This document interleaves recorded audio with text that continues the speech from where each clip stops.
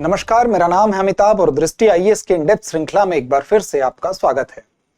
किसी देश के विकास में उस देश की शिक्षा के विकास का अहम रोल होता है और उस देश में शिक्षा के विकास के लिए समय समय पर कई सर्वेक्षणों के माध्यम से मदद ली जाती है। ऐसे में हाल ही में एक बहुत ही महत्वपूर्ण सर्वेक्षण सामने आया है जिसको हम जानते हैं वार्षिक सर्वेक्षण ASER के नाम से। तो ASER के 2023 की रिपोर्ट जारी की गई है। इस रिपोर्ट की काफी महत्ता है और इस महत्ता को देखते हुए इस रिपोर्ट के ऊपर आज की हमारी चर्चा केंद्रित होगी।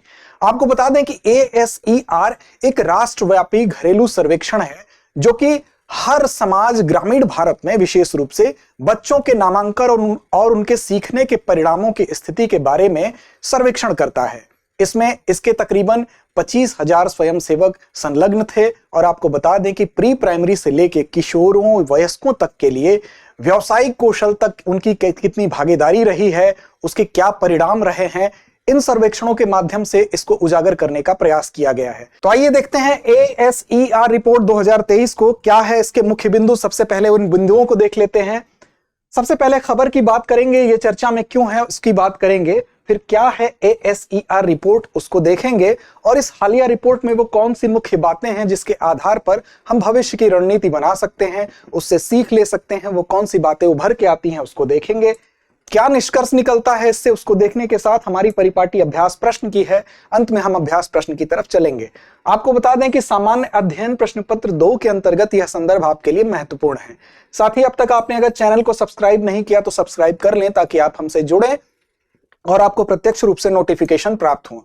बात खबर की करें तो खबर इंडियन एक्सप्रेस की है। क्या है खबर? एक्सपर्ट एक्सप्लेन सेक्शन से है। ASER surveys result show gap in learning persist but access to tech offers avenues beyond physical school.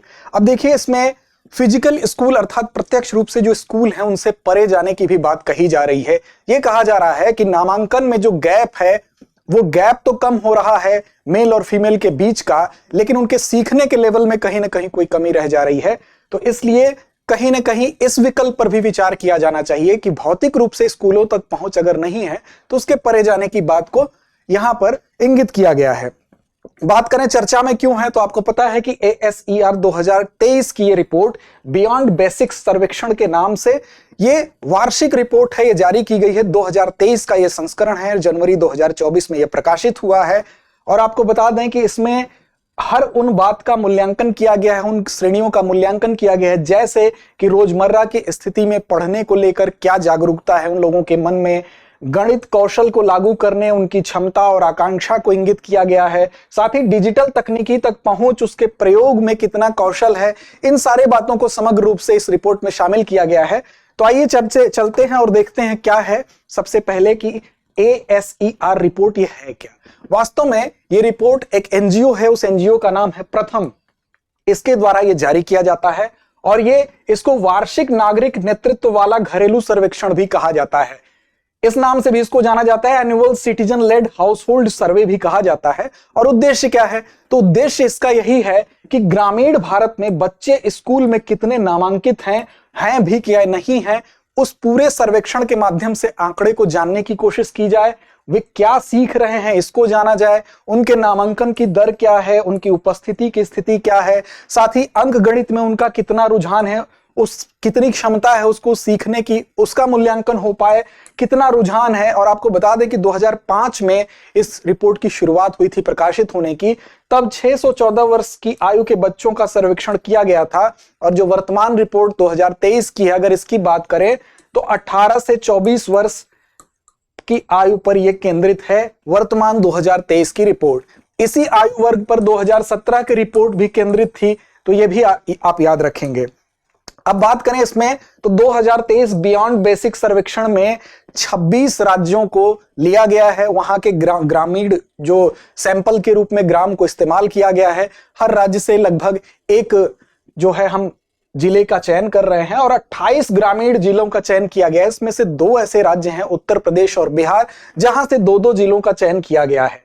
इसमें जो सैंपल में आंसर करेंगे, जो उत्तर देंगे, उनमें जो उत्तरदाताओं की संख्या है वो 34,745 है। अर्थात जब कोई सैंपल क्वेश्चनर दिया जाता है तो उसमें क्वेश्चन होता है, उसका उत्तर देने के लिए जितने लोगों के सामने ये जाएगा तो इसमें 34,745 युवा इसमें उत्तर देंगे। अब ये बात आपको बताएगी कि दो दो जिले उत्तर प्रदेश और मध्य प्रदेश ऐसे हैं जिनके दो दो जिले इसमें सम्मिलित किए गए हैं। इसमें 4 मुख्य बिंदु हैं जिसके आधार पर यह पूरी की पूरी सर्वेक्षण की आत्मा केंद्रित है। कौन कौन से बिंदु हैं? सबसे पहले इसमें गतिविधि या एक्टिविटी पर ध्यान दिया जाएगा कि 14 से 18 वर्ष की आयु के जो बच्चे हैं उनकी गतिविधि शिक्षा की दिशा में क्या है, एक्टिविटी क्या है, एस्पिरेशन क्या है, उनकी आकांक्षा क्या है, इस पर केंद्रित होगा। सामान्य रूप से उनमें जागरूकता का लेवल क्या है, कितने लेवल पे वो अवेयर हैं किसी भी जनरल चीज को सीखने के लिए, इसको देखा जाएगा। उनकी एबिलिटी को देखा जाएगा कि 14 से 18 वर्ष के बीच में जो छात्र हैं उनकी एबिलिटी क्या है। तो इन बिंदुओं पर यह कि पूरी की पूरी रिपोर्ट जो है वो केंद्रित है। बात करें इसमें किन प्रश्नों का उत्तर हमको मिलता है इस पूरे रिपोर्ट में, एक तरह से क्वेश्चनायर में उन्हीं प्रश्नों को शामिल किया जाता है जिस पर कि यह पूरा का पूरा सर्वेक्षण केंद्रित होता है।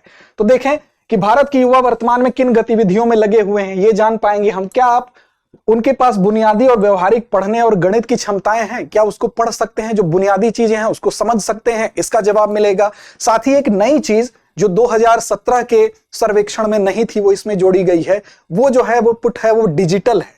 क्या है? तो उनके पास स्मार्टफोन तक पहुंच है कि नहीं, इस बात को भी देखा जाएगा। और स्मार्टफोन का उपयोग वो किस लिए करते हैं, क्या वो उसका उपयोग केवल मनोरंजन के लिए कर रहे हैं या वो अपने सीखने के लिए इस्तेमाल करते हैं या किसी अन्य उद्देश्य के लिए, तो इसका जवाब भी मिलता है। और क्या अपने स्मार्टफोन पर सरल कार्य अर्थात जो बेसिक काम है वो कर पाते हैं कि नहीं, कितने उसमें सक्षम हैं। लैंगिक आधार पर स्त्री और पुरुष में कितने उसमें सक्षम है, कितने अक्षम है। तो इन प्रश्नों का जवाब हमको इस रिपोर्ट के माध्यम से मिलता है। अब बात मूलभूत कौशल की करते हैं, जो बेसिक चीजें हैं उसकी अगर बात करें तो देखा गया कि जो कक्षा 2 के स्तर का पाठ पढ़ने में वो भी अपनी क्षेत्रीय भाषा में कितने लोग धारा प्रवाह पढ़ लेते हैं। तो देखिए जब इस आयु वर्ग के लोगों में देखा गया तो क्लास 2 लेवल के जो पाठ्य स्तर को अगर धारा प्रवाह पढ़ने की बात कही गई तो 25% लोग ही ऐसे थे जो कि इसको धारा प्रवाह पढ़ पाते थे। और इसमें भी आप देखें जो लैंगिक रूप से देखा गया तो जो महिला वर्ग था वो 76% धारा प्रवाह पढ़ रहा है और पुरुष केवल 70.9% ही पढ़ पाते थे। अर्थात इनके बीच में धारा प्रवाह पढ़ने की जहां बात है तो वहां महिलाएं आगे निकलती हुई दिखाई दे रही हैं। आगे अगर बात करें तो आधे से अधिक ऐसे लोग थे जो कि विभाजन की समस्या से पीड़ित है, मतलब वो डिवाइड नहीं कर पा रहे हैं चीजों को, वो चाहे 1 अंक 2 अंक 3 अंक तक की बात की गई तो डिवीजन नहीं हो पा रहा है उनसे। और ये डिवीजन 3 से चौथी क्लास, तीसरी से चौथी क्लास के लेवल का था, उसको करने में अक्षम पाए गए। तो ये एक चिंता की बात उभर कर सामने आई। अंग्रेजी में वाक्य पढ़ने की जहां तक बात है तो 57% लोग ऐसे थे जो अंग्रेजी में उस वाक्य को पढ़ पा रहे थे। अर्थात लगभग आधे ही लोग ऐसे थे जो अंग्रेजी में उस वाक्य को पढ़ पा रहे हैं। और साथ ही अगर अर्थ बताने के साथ देखा जाए तो 57% में केवल 73% लोग ही ऐसे थे जो उसको पढ़ने के साथ साथ उसका अर्थ भी बता पा रहे थे। अंक गणित और अंग्रेजी पढ़ने में जब बात आई तो लड़के जो हैं वो लड़कियों से यहां पर बेहतर प्रदर्शन करते हुए दिखाई दे रहे हैं। अर्थात अंक गणित और अंग्रेजी में लड़कियां पिछड़ती हुई दिखाई दे रही हैं। यहां भी लड़कों और लड़कियों के बीच में भेद दिखाई दे रहा है। आगे अगर बात करें जब डिजिटल पहुंच की हम बात करते हैं जो कि 2017 के सर्वेक्षण में यह पहलू शामिल नहीं था, अब यहां पर जब इसको शामिल किया गया, इसके शामिल करने का कारण भी है क्योंकि कोविड की महामारी के बाद से आप देखेंगे कि डिजिटली हम शिक्षा में काफी हमारी क्रांति आया, इस पर निर्भरता काफी बढ़ी है। तो ऐसी दशा में इस पहलू को शामिल करना आवश्यक भी था। तो देखा गया जब पहुंच की बात की गई 14 से 18 वर्ष के आयु वर्ग के बीच में तो पहुंच तो 90% परिवारों में, 90% घरों में स्मार्टफोन की पहुंच थी। लेकिन जब इंडिविजुअल आंकड़े आते हैं तो उसमें स्त्रियों और पुरुषों के बीच, लड़कों और लड़कियों के बीच आपको विभेद दिखाई देगा।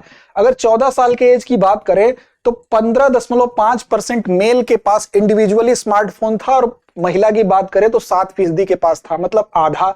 ऐसे ही 15 वर्ष में देखें तो 26 और यहां 10, यहां 16 वर्ष में देखें तो 45.3, 17.3। ऐसे ही 17-18 में भी देखें तो लड़कों की तुलना में आपको लड़कियों का प्रतिशत आधे से भी कम दिखाई देगा। मतलब दोनों के बीच में जो अंतराल है लैंगिक आधार पर इंडिविजुअली स्मार्टफोन होने का, उसमें भी हमको भारी अंतर दिख रहा है। और साथ ही जब यह देखा गया कि इसका उपयोग करना वो जानते हैं कि नहीं, तो उसमें भी लड़कों की तुलना में लड़कियां काफी पिछड़ती नजर आई। उसमें स्किल्ड जो सीखने की क्षमता था उसमें भी काफी अंतर दिखाई देता है। यह एक चिंता की बात है। शैक्षणिक संस्थानों में अगर नामांकन की बात की जाए इस एज ग्रुप में तो वो दिखाई दिया 86.8%, अर्थात नामांकन का मतलब कि स्कूल तक पहुंच।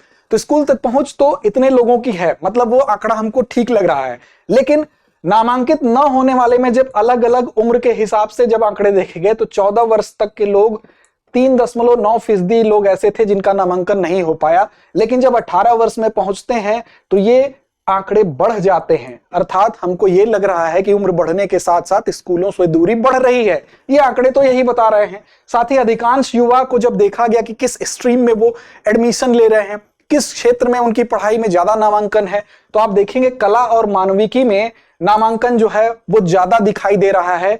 परसेंटेज वार अगर नजर डालें तो क्लास 11 या उच्चतर में कला और मानविकी में आपको 55.7% लोगों का नामांकन दिखाई दे रहा है। वहीं STEM अर्थात साइंस टेक वाले ग्रुप में आप देखेंगे तो 31.7%। वहीं वाणिज्य में और कम 9.4%, व्यावसायिक प्रशिक्षण में तो और भी कम 5.6%।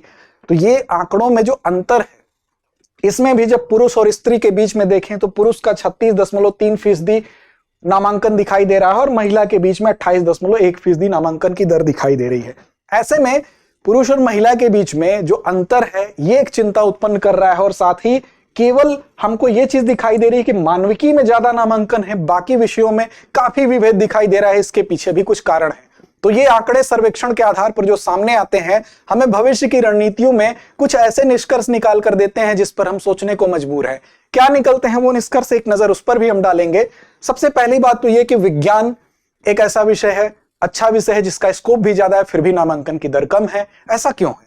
ऐसा होने के पीछे अब लगता है ऐसा है कि बहुत ऐसी जगह है जहां पर जैसे मान लीजिए विज्ञान के शिक्षक नहीं है, तो ऐसी दशा में अगर सिर्फ स्कूल ही उसका माध्यम हो कि बच्चा स्कूल जाएगा और विज्ञान का शिक्षक है ही नहीं तो विज्ञान में दाखिला वो क्यों लेगा।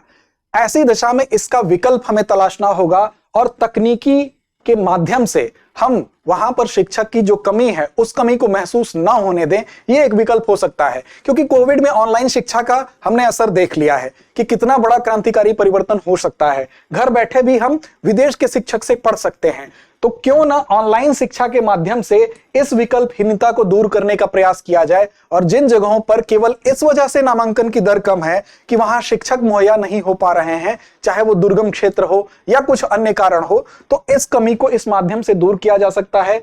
दुनिया भर के अन्य जगहों के या देश के अन्य कोनों में जहां उपलब्ध बेहतर शिक्षक है उनको ऐसी जगहों से कनेक्ट किया जाए तकनीकी के माध्यम से। तो तकनीकी की पहुंच स्कूल से परे एक विकल्प हो सकता है जो इस कमी को दूर करे।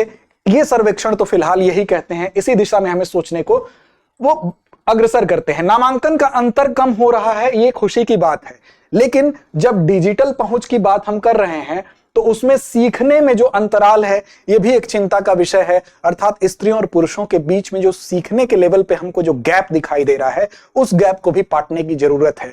तो ये सर्वेक्षण कुछ ऐसी और हमको इशारा कर रहे हैं कि हम बेहतर भविष्य के लिए इन पहलुओं पर भी विचार करें और आगे की शिक्षा को और पुख्ता बना सकें।